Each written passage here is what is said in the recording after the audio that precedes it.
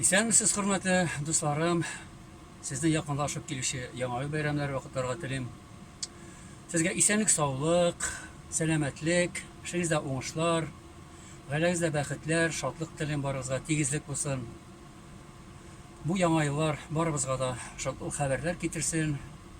Бергә күңелле генә итеп каршы алып, яшәргә язсын. Минем әйтә сүзләрем дә бар. Мин үзем Балык Бистәсе районыннан Сатлыган дигән авылда туып үстем. Безнең авыл бик матур, урманны якын, елгалары бар. Тау башында урнашкан бик ямьле, бик матур авыл. Шул бер хутдан файдаланып, иптәшләремә, авылдашларыма күп сәлам әйтәсем килә. Авылдашларым, сезгә бик күп сәлам. Исән сау булыйк берүк. Вакыт булган чиракта бергә авылда очрашып, күңелле генә вакыт уздыра ясын. Авылыма багышланган бер җырым бар.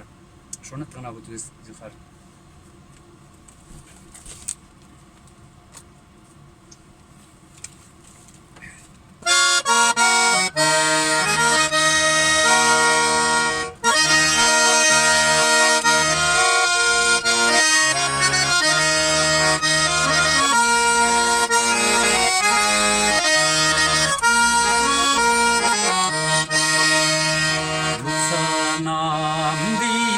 Sen eylesin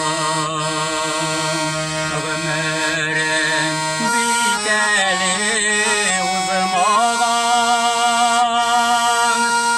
tuğan yak toprağın sağlanır eğlenip ovalığa vay telim.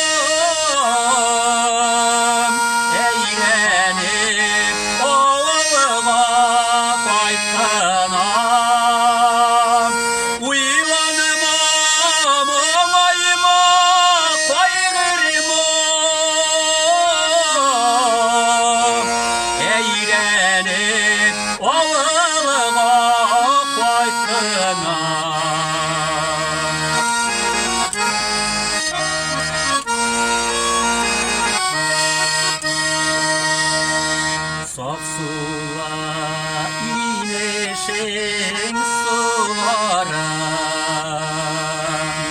kırlarım bunlar ormanım uşaklar var üzerinde eğlenip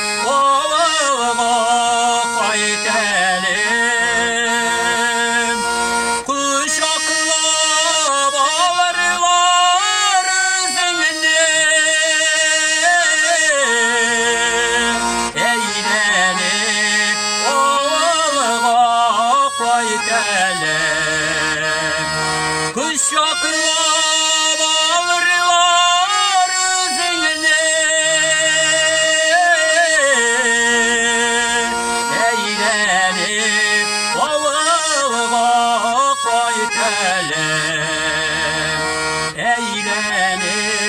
ovalığa koy telim.